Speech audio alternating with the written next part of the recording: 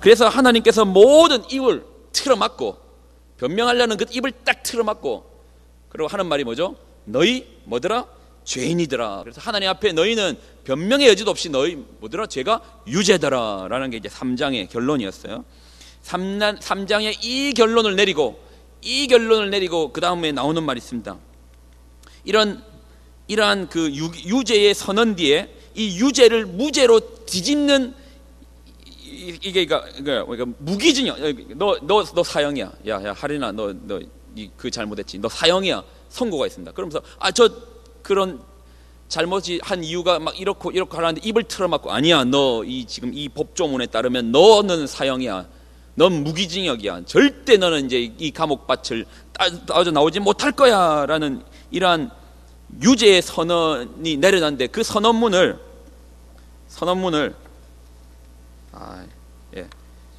그냥 막 이 선언문이죠. 선언문이 쫙 잡고, 그 선언문을 누군가 딱 잡고는 찢어버리는 거야. 유죄 너 사형 선고라고 이렇게 할인 사형하는 거 지금 자꾸 막 다 찢어버리는 거야.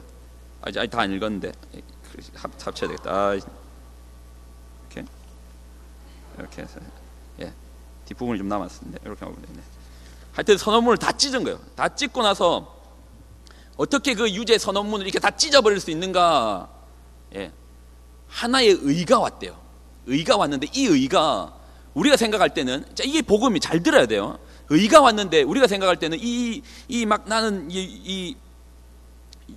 유죄고 나는 이제 사형에 해당되는 죄가 있으니까 이걸 내가 좀 노력해가지고 뭐 땅을 파든지 뭐 해가지고 뭐 이렇게 하면 속죄가 돼가지고 해결되는 게 없어요. 그래서 하나의 완벽한 의의 체계가, 이게 완전한 의의 체계입니다. 이게 와가지고 우리 속에 이 의를 어떻게 받을 것인가. 자, 이게 완전한 의입니다. 한번 이게 경박하지만 제가 한번 예를 들어, 이 의를 어떻게 받을 것인가? 이걸 받아야 되잖아요. 그래야 자 있게 되잖아요. 받아보세요. 자, 받으면 되는. 근데 이 받는 걸 뭐다? 4장이 설명합니다. 이게 바로 믿음이라는 거예요. 믿음으로 받는다라는 거예요. 그래서 그 믿음에 대한 설명이 이제 4장에 나옵니다. 그러면서 믿음에 대한 이야기를 하면서 예로 든 사람이 누구라고요? 아브라함이라는 사람이에요. 그러면 우리가 믿는다고 하면 이렇게도 믿겠네요. 이 하연이 같은 경우에 지금 학년이 3학년. 그런데 내가 4학년을 졸업하면 삼성에서 나를 데리러 와서 필리핀까지 와서 공항 티켓 다 주면서 모시고 가고, 비행기를 내리면 레드카펫이 그 삼성 그 본사까지 일어서 나를 취업을 시켜줄 것이야 라고 작정하면서 하나님 앞에 기도하고 금식하고 아침마다 일어나면 삼성에서 나를 모셔갈 것을 믿고 조금도 의심하지 않으면, 그러면 하연이는 믿음이 엄청 좋은 사람입니까? 아닙니다. 미친 사람이죠. 이렇게 하면, 이런 걸 믿음 좋다고 하면 안 돼요. 야, 너 미쳤구나. 공부도 안 하고 공부를 해야지. 그렇게 하면 믿음이 좋다고 하면 돼요. 그러면 아브라함이 믿었던 건 뭐냐 하면, 하나님이 내가 너한테 아들 줄게, 내가 너한테 땅 줄게 라고 약속한 거예요. 아브라함이 달라고 했나요? 아니요. 하나님이 일방적으로 약속하신 거예요. 그거를 믿었기 때문에 그걸 의롭다는 겁니다. 그 약속을 믿은 거예요. 그러면 그리스도인이 된 우리가 믿어야 될 그건 뭐죠? 그 아들 예수 그리스도의 속죄로 말미암아 나의 모든 죄를 그 아들 예수께서 짊어지시고 십자가에 죽으시고 그 피를 흘리고 그 죄에 대해서 죽었다라는 그 놀라운 사실을 믿는 그 믿음. 그래서 내가 무엇이 되었다? 의롭게 되었다라는 그 의에 대한 회복. 그래서 우리가 믿어야 되는 것이 뭐라고 했습니까? 그 십자가의 원리를 믿어야 된다고 했죠. 그러면 제가 다시 질문한다고 했죠. 여러분 죄인입니까? 아니면 여러분 의인입니까? 처음 다시 할까요? 여러분 죄인입니까? 의인입니까? 의인이라는 거죠. 그건 믿어내는 겁니다. 믿어야 되는 겁니다. 그래서 5장의 결론이 이제 드디어 나가는 겁니다. 그렇게 해서 의롭게 된 너희는 이제부터 하나님과 뭐해라? 화평하며 지내라. 전에는 원수였었는데 이제부터는 하나님과 더불어서 화평하며 지내라. 그런데 이 세상의 삶이 하나님 창조하셨지만 그 창조의 질서에 엄청나게 벗어나버린 이 세상에 이 역행하는 삶이 마치 우리의 인생이 연어와 같아서, 우리가 분명히 이렇게 가는 게 하나님께로 나가는 게 맞는데 세상이 반대길로 걸어가는 거예요. 그러면 부딪히는 이 모든 이 단어들이 뭐죠? 이게 환난이라는 거예요.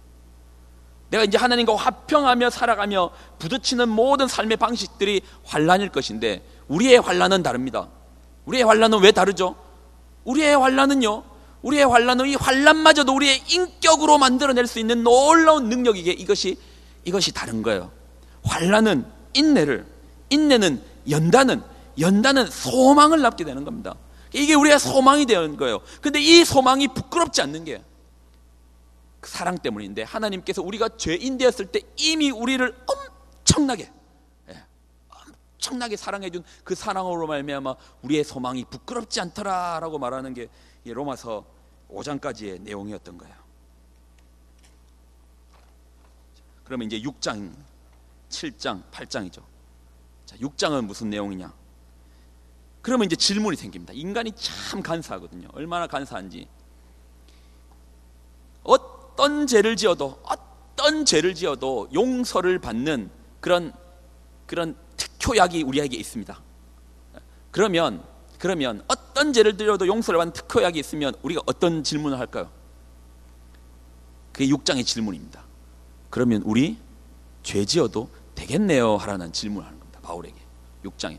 그러면 우리 죄를 마음껏 지어도 되겠네요 라고 합니다. 그러니까 바울이 뭐라고 하죠? 결코 그럴 수 없다. 아니, 전에는 뭐 죄 지어도 다 용서받는다고 실컷 얘기해놓고 이제 와서 결코 그럴 수 없다뇨, 무슨 말입니까? 6장의 예를 이렇게 한번 제가 들어보겠습니다. 여기 뭐 하린이가 앞에 있으니까 하린이 예를 들어서, 하린이가 뭐 주영이랑 만난다고 하면, 예를 들어서 끔찍한 일이지만 그 예를 들어 한번 잠깐 예를 들어서, 꿈에도 그런 일은 없겠지만 뭐 그런 일이 혹시 진짜인가요? 표정 보니까 더 했다가 맞을 것 같은 느낌이죠. 그렇다 치겠습니다. 그런데 하린이가, 주영이가 뭐 오늘은 나이트, 내일은 클럽, 뭐 또 그 다음 날은 저기 나이트, 뭐 또 그 다음 주는 한국 가서 나이트, 또 이 여자 저 여자. 근데 하린이는 다 용서해주고 돌아오면 잘 왔다, 더 받아주고, 그 언제든지 받아줄 마음이 있는 거예요. 그러면 우리가 삶의 방식이 두 가지가 나올 겁니다. 그걸 악이용해서 언제든지 받아주는 하린이가 있기 때문에 마음껏 나 한번 놀아보자라고 하는 그런 못된 그 인간이 있는 반면에, 그런 여자에 걸맞는 남자가 되어주는 그것이 있을 겁니다. 무슨 말인지 이해합니까? 지금 의롭다라고 불러주는 거는, 이건 신학 용어로 말하면 칭의거든요. 이 정도 단어는 여러분 기억해 주세요. 여기서 칭은 불러준다는 거예요. 내가 너희를 의롭다고 불러줄게. 예수를 믿는 너희는, 예수의 피로 말미암아 적셔진 너희는 앞으로 내가 죄인이라 보지 않고 네가 어떤 삶을 살든지 나는 너를 이제 의롭게 볼 거야. 의인이라 불러줄 거야. 그래서 칭의, 의롭다 불러준다고 하는 거야. 그러면 삶의 방식이 두 가지입니다. 칭의로 불러주니까 이제 내가 진짜 의인으로 사는 방식이 하나가 있을 거고요. 또 하나는 불러주니까 그냥 아까 말했던 그런 계속 바람을 피는 그런 인생을 사는 사람이 있을 겁니다. 그래서 6장의 결론이 뭐죠? 네가 칭의로 불러줬다면 불러주시는 분의 그 의로우신 그 능력에 따라서 정말 한번 의롭게 한번 살아봐라 라는 어떤 도전을 주는 겁니다. 여기서 우리가 그렇게 하는 거예요. 그러면서 이제 7장의 내용이 뭐냐 하면, 그러면 7장이 묻습니다. 그러면 우리 지금까지 율법 지켜야지 구원을 받는 줄 알았거든요. 율법을 따라야지 구원을 받는 줄 알았어. 그럼 율법 그게 뭔데요? 라고 물어본 겁니다. 7장에. 6장은 그럼 죄 지어도 됩니까? 라는 질문이었고요. 7장은 그럼 율법 그게 뭡니까? 라는 이제 질문을 하는 겁니다. 그리고 두 가지, 율법에 대한 설명이 나왔으면 죄 그거 뭡니까? 라는 두 가지의 질문이 납니다. 첫 번째 질문부터 얘기하면 이렇게 말합니다. 율법이 뭡니까? 라는 질문 앞에 그 7장 7절에 보면, 그러면 우리가 무엇이라고 말을 하겠습니까? 율법이 죄입니까?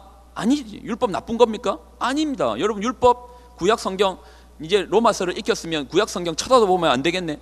그 이상한 사람입니다. 그 이단 되는 거예요. 봐야 됩니다. 그럴 수 없다는 거예요. 율법에 비춰보지 않았다면 내가 죄가 뭔지 몰랐을 것이다. 여러분, 10계명의 10번째 계명이 뭔지 압니까? 10계명의 10번째 계명, 그냥 여기 적힌 대로 보면, 저기 적혔네요. 폈는데 영어가 나와요. 내 이웃의 집을 탐내지 말라. 탐내지 말라. 탐내지가 말라를 다른 표현으로 하면 뭐죠? 부러워하지 말라는 거야. 야, 나는 그냥 이런 옷 입고 있는데 와 쟤는 뭐 상표가 좀 하나 뭐가 좀 다르네. 부러워하지 마라라는 게 이제 10계명의 10번째 계명입니다. 그걸 예를 들어서 10계명의 예를 들어서 나는 율법에 비춰보지 않았으면 나는 죄가 뭔지 몰랐을 것입니다. 율법에 탐내지 말아라 하지 않았다면 나는 탐심이 죄인 줄 몰랐을 겁니다 라고 설명하는 겁니다. 내가 누군가를 부러워하는 것 자체가 죄인지 몰랐을 겁니다 라고 가르쳐 주는 거예요. 그럼 율법은 뭔가? 율법은 우리에게 죄가 뭔지 설명해 주는 것입니다 라는 겁니다. 그러면 우리가 율법으로 말미암아 알게 되는 사실이 있습니다. 아, 이것이 잘못이구나, 이렇게 하면 안 되는구나. 그러면 여기서 우리가 이제 비참해지는 경우가 하나 있어요. 비참해지는 하는 경우가 있어요. 옛날에는요, 몰랐으니까, 예수님을 믿기 전에는 몰랐으니까 그냥 편했어요, 사는 게. 그런데 이제 신앙을 한 1년 정도 지나고 2년 정도 지나고 3년 정도 지나고 연수와 시간이 더 많이 지날수록 우리가 점점 알게 되는 거예요. 그래서 내가 하는 행동 모든 것이, 야, 전에는 그냥 자연스럽다 생각하고 했던 것이 이제는 죄로 만천하에 드러나는 겁니다. 그러니까 바울이 7장에 이런 고백을 하는 거예요. 그럼 제가 한번 읽어드려 볼게요. 나는 내가 하는 일을 도무지 알 수 없습니다. 내가 해야 하겠다고 생각하는 일은 하지 않고 도리어 해서는 안 되겠다 생각하는 일을 하고 있으니 말입니다. 내가 그런 일을 하면서도 그것을 해서는 안 되겠다고 생각하는 것은 곧 율법이 선하다는 걸 인정하는 것입니다. 이게 무슨 말인지 알겠습니까? 나는 율법에 따르면 이거 하면 안 돼라서 하기 싫어요. 그런데 내 몸은 하고 있는 거예요. 모르면 차라리 가책이라도 안 느끼죠. 근데 이제는 알아요. 이거 하면 안 되는 줄 알아요. 그런데 해요. 그러니까 나는 어떤 사람인가? 비참한 사람이라는 거예요. 난 망했다고 말하는 거예요. 24절, 7장 24절. 나는 비참한 사람입니다. 이 죽음의 몸에서 나를 누가 건져낼 수 있겠습니까? 그래서 질문하는 겁니다. 분명히 율법에 따르면 하면 안 되는 걸 알았어요. 그래서 저도 동의를 합니다. 그런 게 어디 있어 하고 그냥 넘겨 짚어버리거나, 아니면 그런 게 어디 있어 하고 틀렸다 말하면 속이 편하잖아요. 그래서 제가 볼 때 복음을 깨닫지 못하는 많은 크리스찬들 중에 신앙이 높을수록 힘들어지는 경우가 있습니다. 뭐 이런 표현 괜히 해가지고 마이너스겠지만 굳이 하면 정신과 상담을 가장 많이 받는 직업군 중에 정신과 상담을 가장 많이 받는 직업군 중에 사모가 포함되어 있습니다. 두 번째로 많이 받는다더라고요. 첫 번째가 의사였는지 제가 뭔지 하여튼 그 첫 번째도 좀 뭔가 그 직책이 그랬어요. 근데 정말 이 거꾸로 된 거 아닙니까? 아니, 예수님을 믿을수록 그런 어떤 무게감이 없었는데 여러분의 삶은 어떻습니까? 신앙생활을 기피하면 기피할수록 오히려 이런 비참한 나입니다. 여기서 나는 할 때는 이 나라는 표현을 바울 자신이라고도 하고, 아니면 어떤 신앙이 좋은 누군가를 모델로 설명하는 거. 그러니까 예를 들어 최소한 여기서 이 나는 예수님을 안 믿는 사람이 아니라 예수님을 믿고 있는 사람에 대한 고백이라는 거예요. 나는 내가 하는 일을 도무지 알 수 없습니다. 그렇다면 그와 같은 일을 하는 것은 내가 아니에요. 알고 봤더니 내 속에 자리 잡고 있는, 여기서 중요한 단어는 내 속에 자리 잡고 있는 죄라는 겁니다. 나는 내 속에 곧 내 육신 속에 선한 것이 깃들여 있지 않다는 것을 압니다. 나는 선을 행하고 싶은 의지는 있지만 실행하지 않기 때문이 말입니다. 나는 내가 원하는 선한 일은 하지 않고 도리어 원하지 않는 악한 일을 합니다.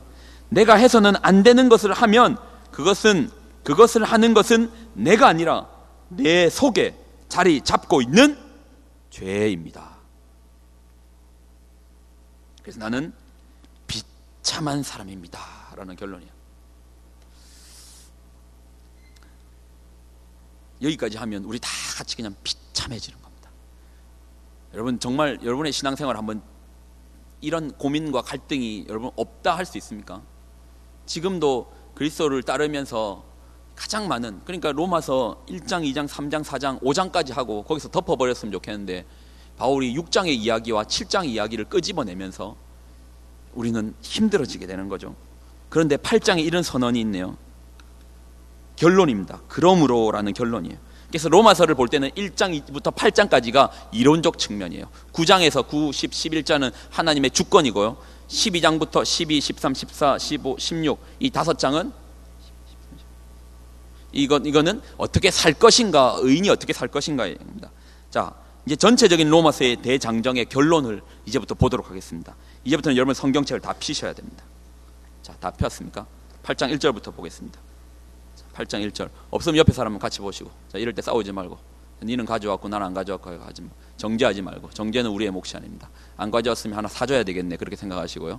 자, 다 옆에 같이 보게 되나요? 자, 됐나요? 핸드폰 어플 찾으시고 없는 사람 옆에 좀 가주시고. 됐나요? 자, 이제부터 한 절씩 쫓아오면서 한번 보겠습니다. 8장 1절부터 여러분 한번 읽습니다. 시작.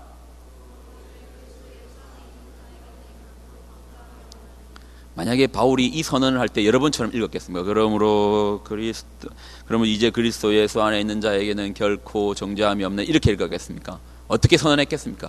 그러므로 이제 그리스도 예수 안에 있는 자에게는 뭐 하겠습니까? 결코 정죄함이 없습니다 라고 선언하지 않았겠습니까? 이 성경의 말씀입니다. 여기서 정죄란 단어가 뭘까요? 정죄란 말은, 정죄란 단어는 뭘까요? 그러므로 여기서 정죄는요, 영어 성경 있는 사람 한번 읽어보세요. 제가 가지고 있는 건 NIV 성경인데요. 영어는 읽을 때마다 힘드네요. No condemnation. 예.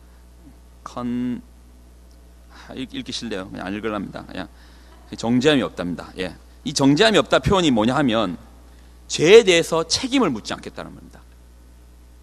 그러므로 그리스도 예수 안에 있는 자에게는 결코 그 죄에 대해서 책임을 묻지 않겠다. 왜 이런 말을 하죠? 신자가 죄를 짓는다 안 짓는다, 죄를 여전히 지을 수 있는 연약함 가운데 있습니다. 신자도요, 여전히, 제가 그래서 신학책을 잠깐 살펴봤는데 이것만 정의하고 볼게요. 우리가 예수님을 믿을 때 없어지는 게 있어요. 죄가 완전히 없어질까요? 죄는 3가지로 분류해 볼 수 있습니다. 하나는 원죄예요. 이거는 많이 들어봤죠. 그리고 하나는 자범죄. 내가 의지를 가지고 나 저 사람 패야지, 때려야지, 저 사람 미워해야지, 아니면 살인해야지, 죽여야지, 돈 뺏어야지 하는 자범죄. 또 하나는 뭘까요? 연약함이라는 게 남아있어요. 연약함은 우리가 육체를 입고 있는 한 연약한 것. 남자들 성적인 욕망이 예수님 믿으니까 없어졌던가요? 사라졌습니까? 안 사라지잖아요. 연약함이 남아있다는 거예요. 배고프면 예수님 믿었으니까 밥 안 먹어도 배 부르던가요? 한 3일 한번 굶어볼까요? 예수님 제대로 믿고. 그러면 배 안 고파지던가요? 연약함이 남아있더라는 겁니다.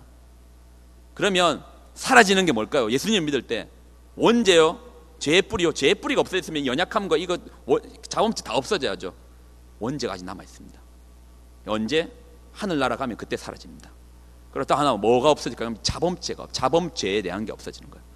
왜 우리에게 정죄를 못 주는가? 정죄를 내리는 건 이 자범죄에 해당되는 거예요. 내가 의지를 가지고 내가 하나님을 정말 잘 믿는다 하면서, 여러분 칼 들고 가서 누구 나쁜 짓 할 수 있겠어요?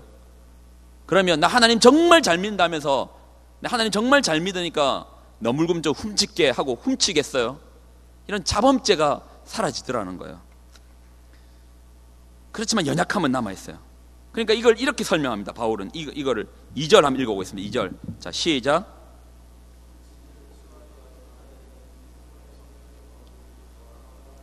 소리는 마음에 안 들지만 설교 나와있어요. 법의 체계가 바뀌었다는 거예요. 생명의 성령의 법이 죄와 사망의 법에서 너를 해방하였다라는 거예요.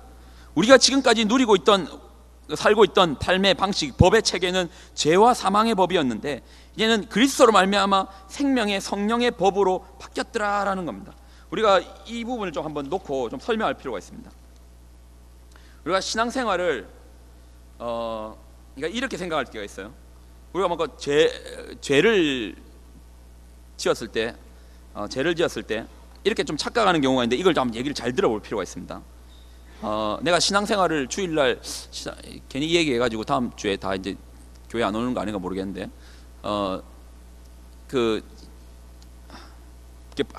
내가 뭔가 신앙생활을 제대로 안 해가지고 내가 오늘 헌금을 가지고 왔는데 이거 생각해 보니까 스타벅스 사 먹어야지 하고 헌금 안 내고 갔더니, 그리고 스타벅스로 가는 길에 갑자기 오토바이가 와가지고 나를 뒤려박았네. 그러면 하나님께 벌 받았네. 이렇게 생각하는데 그렇지 않더라는 겁니다. 이 올게 왔구나. 내가 열심히 없다고 해서 벌을 주고 헌금을 많이 한다고 해서 상을 주면 이거는 하나님이 공평하다고 할 수 없는 거예요. 만약에 우리가 정죄함이 있다면, 정죄함이 남아있다면 맨날 다쳐야 되는 거예요. 완벽하지 않으니까 맨날 사고 나야 되고요. 맨날 번개 맞아야 되고요. 맨날 폭풍 와가지고 하필 위에서 떨어졌는데 그게 내 머리 위에 맨날 꽂혀야 되고요. 정죄에 대해서 하나님 하시지 않는다는 겁니다. 우리가 벌을 받을까봐 신앙생활을 하면 이건 절대자에 대한 하나님의 신앙이 아니고요. 두려움 가운데 이걸 신앙을 가지고 있다면 이건 좀 다시 생각해 볼 필요가 있는 거예요. 외적인 압력에서 오는 것이 아니라 그 성령으로 말미암아 그 사랑이 깨달아져서 하는 것이 바로 신앙이라는 거죠. 죄의식에 대한 부분도 조금 생각해 볼게요. 우리가 처음에 예수님을 믿으면요, 이거는 이제 박영덕 목사님이라고 그분의 예화에서 제가 가져온 건데, 처음에 그 예수님을 믿으면 우리가 생각할 때 내가 처음에 예수님을 믿으면 내가 한 30만큼 죄인임을 깨달아요. 그런데 조금 더 신앙생활을 좀 오래 하면 내가 한 100만큼 죄인임을 깨달았어요. 그러다가 이제 나중에 셀 정도 하면 내가 한 1000 정도의, 내가 1000 정도의 죄인이구나. 그러다가 나중에 한 장로 정도 되면 내가 한 10만 정도의 죄인이구나 라고 깨달아요. 그러다가 하나님께로 점점 더 갈 걸, 내가 한 1조 정도의, 그러다 한 목사가 되면 내가 한 1조 정도의, 제가 목사가 되니까요, 제가 죄의식이 사라질 줄 알고 저는 목사가 됐거든요. 아니에요. 훨씬 더 민감해져요.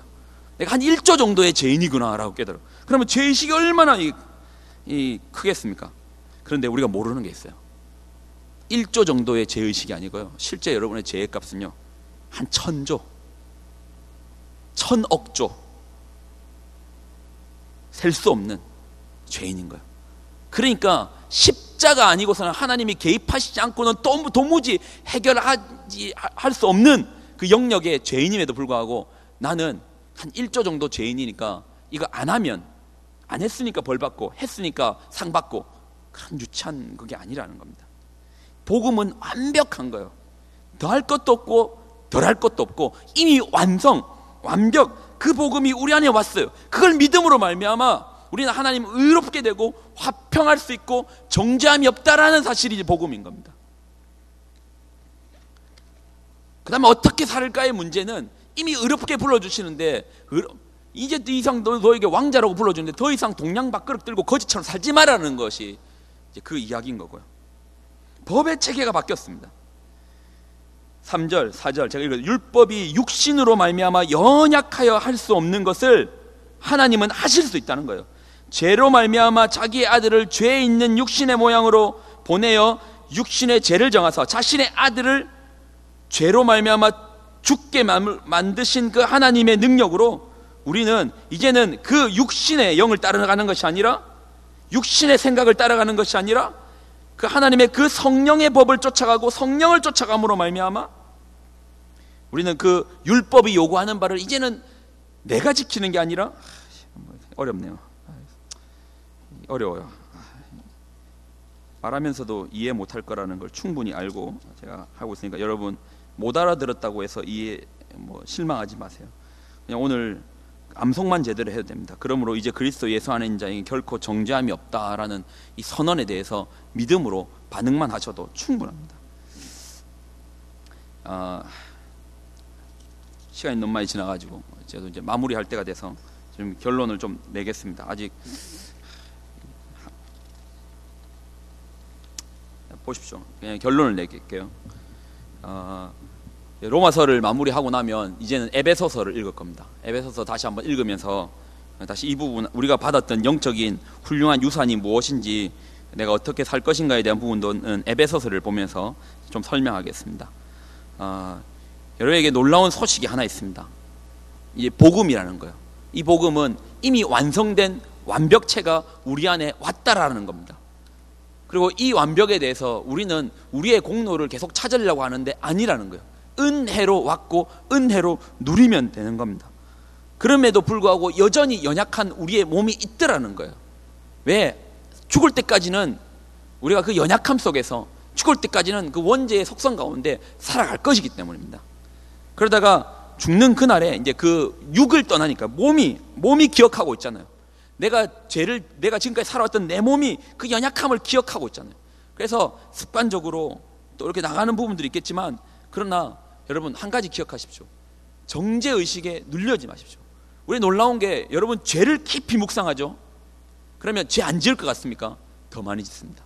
나중에 포기하게 되면 어떻게 하는지 압니까? 나 죄인이니까 하고 그렇게 인정하면서 더 짓게 되더라는 거예요. 그런데 그렇지 않습니다. 제가 요즘 계속 제 스스로에게 실험하고 테스트하는 게 있어요. 나는 의인이라는 고백을 일어나면 먼저 고백하고요, 연약함 가운데서도 고백하는 게, 나는 의인이야라는 고백을 계속 하나님 앞에 올려드리고 드립니다. 믿음의 고백을 드리는 거예요. 그러고 봤더니 나는 죄인이야라고 고백했던 것보다 나는 의인이라고 고백할 때 훨씬 더 내 삶이 의인에 가깝게 나가더라는 겁니다. 죄인이라고 묵상할 때, 로마서에 또 이런 증언이 있어요. 우리가 육신의 연약함으로 말미암아 율법이 옳은 줄 알면서도 그것을 오히려 틈을 타면서 그 죄를 더 짓는 우리의 약함이 있더라는 겁니다. 우리는 할 수 없지만 우리 안에 하나님께서 의인으로 주신 우리에게 성령을 주심으로 말미암아 그 성령이 우리에게 신분을 바꾸시는데, 이제는 동냥하던 그 거지의 삶이 아니라 이제는 너는 왕자답게, 그래서 아버지를 아버지라 부를 수 있는 존재로 만들었다면 더 이상 동냥 밖으로 그거 애버려버리고 그거 들고 나가서 살지 말고 너는 이제 아빠를 아빠로 불러라는 겁니다. 성령께서 너희를 향해서 양자 삼아 주셨으니까 우리의 큰형님 되시는 예수님을 쫓아서 그 형님의 삶을 쫓아 나가더라는 겁니다. 이 복음이 얼마나 놀라운 복음이냐 하면, 이와 같이 성령도 우리의 연약함을 도우시사 우리가 마땅히 기도할 수 없는 바를 알지 못하나, 우리는 몰라서라도 기도 못하지만 성령이 말할 수 없는 탄식은 운다는 거예요. 울면서 내 속에서 나를 위하여 울고 계시는 한 분, 그 성령께서 대신 기도하더라는 겁니다. 마음을 살피시는 이가 성령의 생각을 아시니, 하나님께서 성령을 아시기 때문에 성령께서 우리를 위하여 간구하는 그 간구에 대해서, 저희는 비록 여러분을 위하여 중보하며 기도하지 않는다 할지라도 성령께서 대신 중보하며 눈물의 기도를 하더라는 겁니다. 이런 우리를 하나님을 사랑하는 자, 곧 그 뜻대로 부르심을 입은 이런 우리를 누가 끊어낼 수 있겠다는 거죠. 그런즉 이 일에 대하여 우리가 무슨 말을 하리요? 하나님이 우리를 위하시면 누가 우리를 대적하리요? 자기 아들을 아끼지 아니하시고 우리 모든 사람을 위하여 내어주신 이가 어찌 그 아들과 함께 모든 것을 우리에게 주시지 않겠는고? 누가 능히 하나님께서 택하신 자들을 고발할 수 있겠는가? 의롭다 하신 이가 하나님이신데 누가 감히 쌍심지를 키고 우리한테 너 죄인이라 말하겠는가? 누가 정죄하리요? 죽으실 뿐 아니라 다시 살아나신 이는 그리스도 예수시니 그는 하나님 우편에 계신 자요 우리를 위하여 간구하시는, 여기서 또 간구하시는 거예요. 성령께서도, 예수님께서도 우리 우편에 서서 우리를 변호해 주시는 겁니다. 누가 우리를 그리스도의 사랑에서 끊겠는가? 환난, 곤고, 박해, 기근, 적신, 위험, 칼. 내가 확신하노니 사망이나 생명이나 천사들이나 권세자들이나 현재일이나 장래일이나 능력이나 높음이나 깊음이나 다른 어떤 피조물이라도 우리를 우리 주 그리스도 예수 안에 있는 하나님의 사랑에서 끊을 수 없다라고 선언하며 로마서의 결론적 부분을 마무리 짓는 겁니다. 여러분, 신분의 회복이 있기를 예수님의 이름으로 부탁을 드립니다. 아멘입니까? 여러분, 의인이십니까? 죄인이십니까? 여러분이 죄인이라는 선언을 들은 것은요, 의가 필요한 존재라는 걸 깨닫기 위한 목적이었지, 내가 죄인임을 깨달아 맨날마다 아침마다 내가 죄인이니까 당연해, 내가 죄인이니까 원래 그런 거야 라고 묵상해라고 죄인이라고 성경이 가르쳐 주는 게 아닙니다. 네가 배고픈 자라는 걸 깨닫게 해줘야지 밥을 먹지 않겠습니까? 네가 죄인이라는 걸 깨달아야지 의가 필요한 존재라는 걸 깨닫지 않겠습니까? 왜 죄에 대해서 그렇게 성경이 민감하게 반응하는가?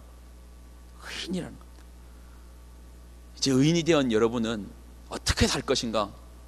에베소서에서부터 다시 그 이야기를 하려고 합니다. 어떻게 살 것인가? 이제 삶의 문제, 의인이라는 분명한 죄인이 아닌 여러분 구원에 대한 확신, 저는 예전에 목회자인데도 불구하고 구원에 대한 확신이 없었어요. 어떻게 이 죄인인 내가, 그런데 내가 믿어야 될 것이 뭔지를 몰랐다는 거야. 내가 믿어내야 되는 것이 바로 그게 아니더라고요. 아브라함은 하나님 약속하신 게 자기 몸이 비록 자기 아내는 생리가 끊어져서 더 이상 아이를 낳을 수 없는 몸이고 자기는 늙었다 할지라도 하나님이 약속하셨으면 무슨 일이 있어도 아이를 줄 것이다. 우리가 아브라함을 향해서 하나님께서 이삭을 바치라고 하잖아요. 어떻게 살아있는 사람을 바치라고 하는가? 그런데 아브라함은요, 그때 어떤 믿음이 있었는지 압니까? 하나님이 무슨 일이 있어도 이삭을 다시 살려낼 거라는 부활의 신앙이 있었습니다. 그랬기 때문에 아들을 바칠 수가 있었어요. 그래서 의인의 소리를 듣는 겁니다. 내가 지금 죄인의 코스프레를 하며 날마다 이 모양 이 꼴로 산다 할지라도 하나님이 무슨 일이 있어도 나를 의롭게 만들어 주실 것이라는 하나님의 그 확실한 믿음, 그 믿음이 여러분을 의롭다 칭하게 될 것입니다. 의인은 믿음으로 말미암아 살리라. 여러분, 다시 묻습니다. 여러분, 죄인이십니까? 의인입니까? 의인인 겁니다. 여러분, 기억하십시오. 이 땅에 많은 그리스도인들이 예전에 한때의 이야기입니다. 기독교가 그 미국의 식민지 미국 사회에 전했을 때 기독교에 의롭게 살기 위해서 그들이 금지했던 게 있습니다. 지금 한번 제가 몇 가지만 얘기해 볼까요? 영화 못 보겠습니다. 소설책 못 읽겠습니다. 뭐 술 못 마시는 건 당연하고요. 술을 마시면 법적으로도 제재를 가했으니까요. 근데 경건한 그리스도인들은 뭐도 못 마시겠는 겁니까? 콜라도 많이 못 마시겠습니다. 단 거, 음식 많이 못 먹겠습니다. 뭣도 못하게 하고 뭣도 못하게 하고 뭣도 못하게 하고 뭣도 못하겠습니다. 그 앞서 더 나가보면 중세 수도원에서는 죄를 짓지 않기 위해서 탑을 쌓아놓고 그 탑에다가 올라갈 때는 사다리를 타고 올라가고요, 올라가서는 사다리를 치워버립니다. 그리고 밧줄 하나 내려가지고 음식만 올리는 겁니다. 뭐 하지 않기 위해서? 땅에 있으면 죄지니까 죄 안 지으려고. 근데 그게 아니라는 겁니다. 그렇게 한다고 해서 그게 되는 문제가 아니라는 겁니다. 우리가 믿음으로 믿어냄으로써 그것이 의롭게 될 것입니다. 여러분, 고백하십시오. 신분의 회복이 있으십시오. 의인이 의인답게 사는 게 당연한 거 아닙니까? 부자 아버지를 둔 사람이 부자답게 사는 게 당연한 거 아닙니까? 하나님을 아버지로 모시고 사는 사람이 화평을 누리며 즐거움을 누리며 하나님 앞에 의롭게 사는 게 당연한 거 아니겠습니까? 이 당연함을 누리는 여러분들 되시는 거예요. 어디서부터요? 내가 죄인이라는 깨달음으로부터요? 아닙니다. 의인이라는 회복으로부터 시작하는 겁니다. 여러분, 다시 한번 옆 사람에게 이렇게 축복하며 마무리하겠습니다. 당신은, 한번 딱 보시고요, 당신은 잘 몰라도 상관없습니다. 의인이십니다. 앞만 봐도 의인처럼 안 생겼죠. 죄인이라고 말할 때는 속 시원했는데 의인이라고 말하기에는 좀 뭔가 껄끄러움이 있죠. 그리고 한 가지 단서를 붙이십시오. 믿음으로요. 믿음으로 그렇게 되는 겁니다. 여러분, 이 로마서에 우리가 4주 동안 로마서를 나누는데 그 끝에 너무 좀 빨리 맞춰서 좀 죄송합니다. 다음번에 기회를 가지고 8장만이라도 다시 한번 더 나누겠습니다. 그렇게 하고 이제 에베소서를 이제 다시 나갈 건데요. 우리의 삶의 목표가 에베소서에 있더라고요. 그래서 여러분이 권면 드리는 거는 에베소서 읽고 싶은 사람들, 이제 로마서 읽었던 사람들은 오늘까지 이제 마무리 이제 짓는 거고요. 에베소서를 새롭게 들어가는데 에베소서는 6장밖에 되지 않습니다. 하루에 한 장씩 깊이 묵상하셔도 됩니다. 여기는 깊은 깨달음이 있기 때문에 한 장씩 깊이 깨달을 수 있습니다. 그래서 6장을 한 2주에서 3주에 걸쳐서 에베소서를 한번 나눠보려고 합니다. 여러분, 에베소서도 계속해서 묵상하면서 쫓아오시는 여러분들이 좀 있기를 바라고요. 의인이라는 분명한 깨달음이 있으십시오. 정죄함이 없다라는 것은 우리가 토론을 할 토론의 주제가 아닙니다. 이건 믿음으로 받아들여야 되는, 왜냐하면 선언이잖아요. 결론이잖아요. 로마서의 결론이잖아요. 이 결론을 우리가 이렇게 하면 안 돼요. 제가 여러분에게 죄 지으라고 하는 말 결코 아닙니다. 정죄함이 없다고 말하면 마음속에서 그런 두 가지 마음이 있을 겁니다. 그런데 제가 실험해 보니까요, 의를 묵상하고 죄를 묵상하고 두 가지를 다 해보니까 의를 묵상할 때 훨씬 더 의인의 삶이 가깝더라는 겁니다. 그런데 우리는 계속 정죄함만 서로 주는 것 같아요. 너 교인이 그래서 되겠어? 너 셀장이 그렇게 해서 되겠어? 그런 말은 집어서 치울 수 있도록, 짧게 하면 집어 치우십시오. 그런 말을 하는 게 아닙니다. 의롭다 칭하여 주시고요, 의로운 사람으로 기도해 주십시오. 예수님도요, 우리에게 강제로, 예수님이 12 하늘의 천군과 천사를 못 보내시겠습니까? 예. 지선이가 뭐 잘못했을 때 하나님께서 저게 천사 한 명 보내가지고 지선이 발 걸어뜨려서 넘어뜨려라, 잘못할 때마다 넘어뜨려라, 잡아뜨려라 못 하시겠습니까? 근데 그렇게 하시지 않는답니다. 간구하신답니다. 하나님 옆에서 대신 변호해 주신답니다. 아, 지선이가 그러니까 그랬어요, 우리 그리고 회개할 때 그 죄에 대해서 용서해 주시더라는 겁니다. 그런 하나님 얼마나 좋으십니까? 그런 조강지처를 두고 바람피는 사람 되겠습니까? 아니면 그런 좋은 사람에 걸맞는 사람으로 자라나겠습니까? 어느 것이 여러분의 인생에 참되다 할 것이고 아름답다 하겠습니까? 그 참됨을 추구하면서 여러분, 우리의 큰형님 되시는 예수님을 쫓아서, 우리의 구원자 되시는 예수님을 쫓아서 그런 의로운 삶이, 그런 의로운 열매까지도 맺는 여러분 되시기를 예수님의 이름으로 부탁을 드립니다. 아멘이십니까?